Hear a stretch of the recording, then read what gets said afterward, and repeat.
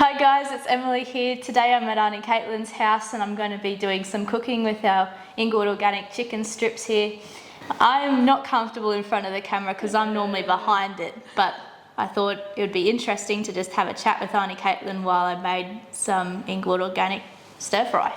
I'm probably a little bit more used to being in front of the camera than Emily because I have a vlog called Caitlin's Cancer Chronicles that I just vlog day-to-day life of what it's like having a family of 5 children and cancer and all the rest of it. But my vlogs aren't as lovely and shiny as Emily's filming. So she's got the beautiful filming. I've got the stage presence. So together we make a good team. That's it. We're doing stir fry. Such a pretty head chef. You don't I've get laid this. it out here. Yes. Yeah, so we're just doing stir fry. We've got Inglewood Organic Chicken strips, and these are really great because they're so convenient. They're all cut up already. Yep. So I thought I'd bring these and show how simple it can be to make some good, healthy, organic food. Yeah, no, it is so true because obviously our family uses Inglewood chicken, and like it is such a good choice for us because obviously when you're on chemo and everything, you want to be putting really healthy food into your body, but it can be, so tiring some days. So every step that you don't have to do is great. And even just for busy families, you just have to chuck it in and you're ready to go. Very important in our house. Scraps need to be kept for the guinea pig. If you already follow me on Caitlin's Cancer Chronicles, you would remember that last year we got an unauthorised guinea pig delivery from her mother. Turned up with a guinea pig for my daughter for her birthday. How many families would handle that, I wonder? Unauthorised pet delivery for a birthday. But anyway, it has turned out brilliantly because my daughter's old enough to be responsible and she gets very into guinea pig. And talk about cooking organics for your family. She is very, very invested in really good food for her guinea pigs. So her guinea pigs don't get rotten food, so we need to make sure that those are kept fresh. So the very important guinea pig feeding is up to their high standards. They eat like kings and queens. And there's a whole guinea pig breeding program happening. So I just let her do the guinea pig thing and it actually brings her great joy. So it was a good unauthorised present. Back in 2017, I went in for a back operation because I had scoliosis and I got 2 titanium rods fused onto my spine. So I knew that was going to be a really big health journey for my family, but didn't realise that while I was in ICU recovering and they took a routine X-ray, they found something on my lungs not on my lungs, near my lungs, that they didn't know what it was. Eventually found out that it was a rare cancer. I had to get surgery to take out the main tumour, and I had follow-up radiation back in 2017 and went into remission, was hopeful that it was all over, but unfortunately it came back in 2019 and it had metastasised to my lung. So I've pretty well been fighting it fairly aggressively since 2019. Occasionally we'll get it to a stable spot or a bit of a remission, but the cancer that I have is a rare cancer called thymic carcinoma, and it's slow growing, which is in my favour, but it's very aggressive in that it likes to keep returning. So this is my 4th time doing chemo, 4th time losing my hair, which is always yuck. But, and then I've done lots of like immunotherapy and radiation and everything in between. So it's something that our family has been dealing with for quite a long time now. Do you think that organic has a part to play in like keeping your body healthy to recover or anything like that? Yeah, it's always good, I think, when you can eliminate some of the outside toxins and just know that you're doing what you can to stay as healthy as possible and eat the fresh foods and vegetables and try to minimise the processed foods. And so definitely something that we have in the back of our minds. It's just good knowing that you're giving your children a really nutritious chicken that hasn't had like chlorine in it and pumped up with water or anything. It's just like absolutely authentic meat. People bring us chicken and one of the kids will go, "Is this Inglewood?" And you're like, "No, but they've made us a very nice meal, so be grateful." Yeah, well, I can taste the difference when I'm eating our chicken, and I think it tastes better. And Yeah, I know, because even if we go to a restaurant sometimes, because our kids are so used to eating Inglewood schnitzels, if they go out to a restaurant and then they order a schnitzel, they're like, "Why is this not as good and we're at a restaurant?" And I'm like, "They're not Inglewood." What kinds of little choices do you make every day just to help with the perspective of illness just in your day-to-day life? Staying positive is a big thing for me, and I think it would be easy to get depressed sometimes and get swept away in all the emotion of it, but it's a choice. And like you're eating healthy and everything, so your body is doing the best it possibly can outside being sick, but then you've got to keep your mentality up there as well. And sometimes it could get overwhelming if you're thinking too much about the future and what things are going to look like, especially with stage 4 and having children and all the rest of it. But then and then sometimes like just the burden of trying to make every moment last when you're not sure how many moments you've got can get a bit too overwhelming. And so just coming back to enjoying the simple things like cutting up veggies or whatever, or just helping the children, or just chatting and getting them to clean their room. Well, I'm very, very bad at getting kids to clean their rooms, but just doing the everyday things with the kids. Because sometimes you're like in arguments with them and whatever, and you're just like, we're wasting time.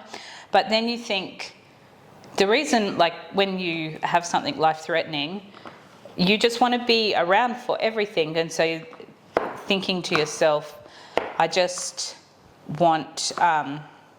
want to be here for the ordinary moments, so let's just make the ordinary moments count, even though I don't always do them properly like everybody else does, and not beating yourself up. Everyone, like, all of us don't do life perfectly, but just being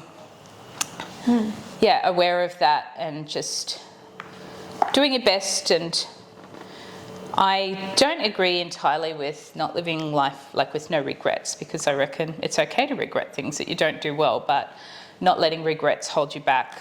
It just acknowledging, that wasn't exactly how I like to do it, so let's just keep doing better.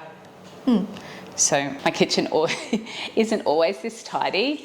And if you are regular on my Cancer Chronicles, you know that I'm a messy person. But Emily was like, "Why do you have googly eyes in your kitchen?" I had a little bag of googly eyes. I'll show you why. Emmy and I were having a laugh one day. Okay. Let's see if it goes better. It's even got teeth. Yeah. This is why we have googly eyes in the kitchen. See, it's the simple moments, just choosing to laugh. I'll just put this maybe on here too. Oh, I was just going to put the orange on first. Okay. Making it all nice and presentable. Well, I would do this normally, like if I was going to prep, I would just for my own. Yeah, I like doing colours. it too, but my mum likes just getting a job done, and so she's trained it out of me. But when I first started to learn to cook, I used to do it like the cooking shows and get all the little bowls and lay it all out and everything. It frustrates. Yeah, you've got a type A mum. And if Emmy was cutting it up, she would sneak extra capsicum in for the guinea pigs. We constantly are missing out on salad items now. In your house, what is dinner time normally like? Dinner time, once we're all sitting at the table, which is a really good thing to do, but we don't do it every night. We will do what we call movie nights, where we'll sit in front of the TV and watch something all together, which as the children even get older, that's a skill in itself to say, no, we're not, just because these days, I'm off on a tangent. These days, like, everybody watches their own YouTube channel and everything, and to say, no, we're all watching this show. I know not all of you might like it, but we're all watching this show tonight while we watch dinner is actually a good lesson in thinking of each other and being patient and that.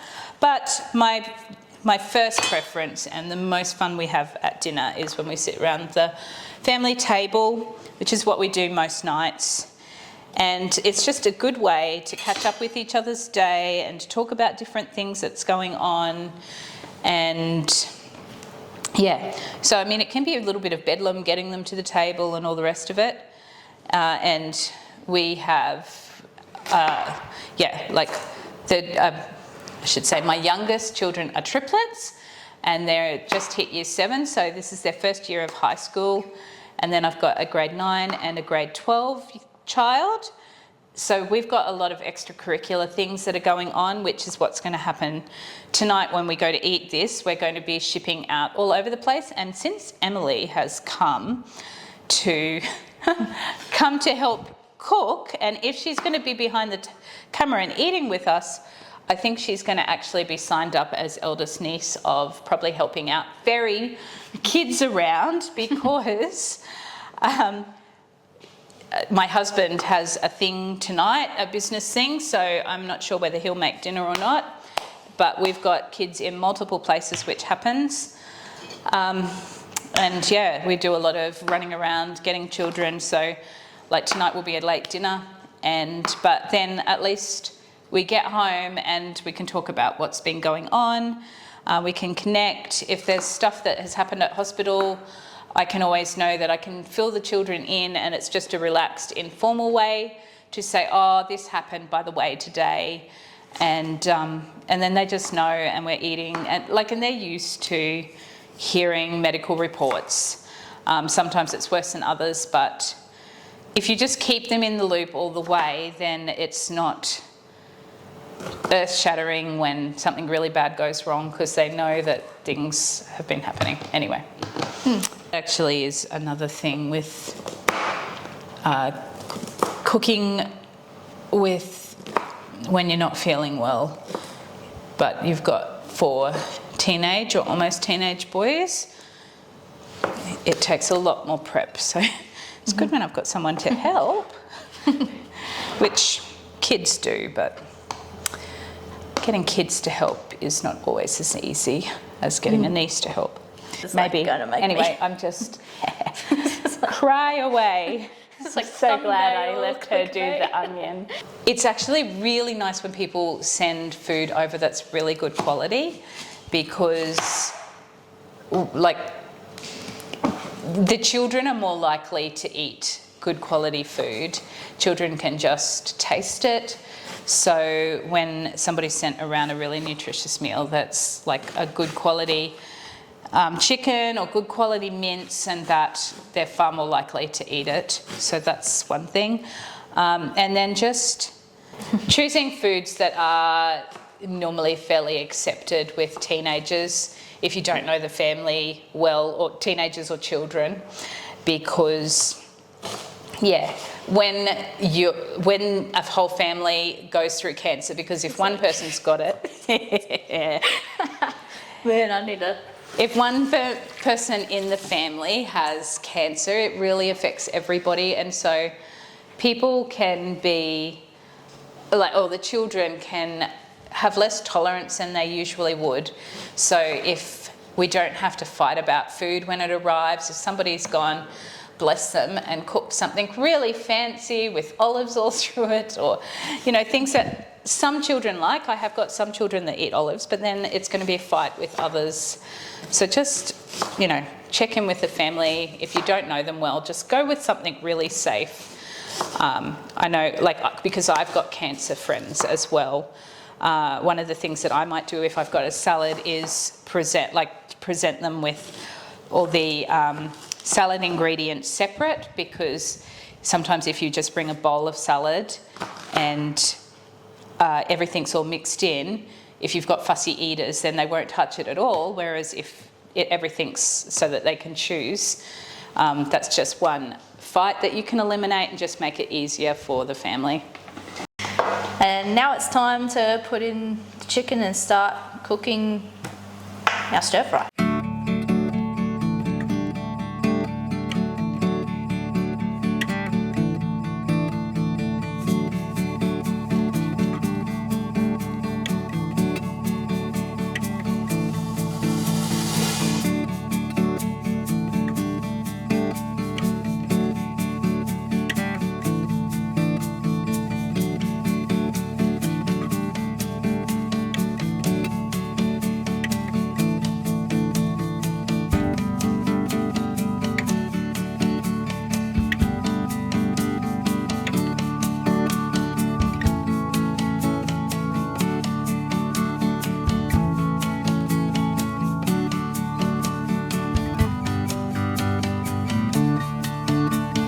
All served up, ready for dinner time.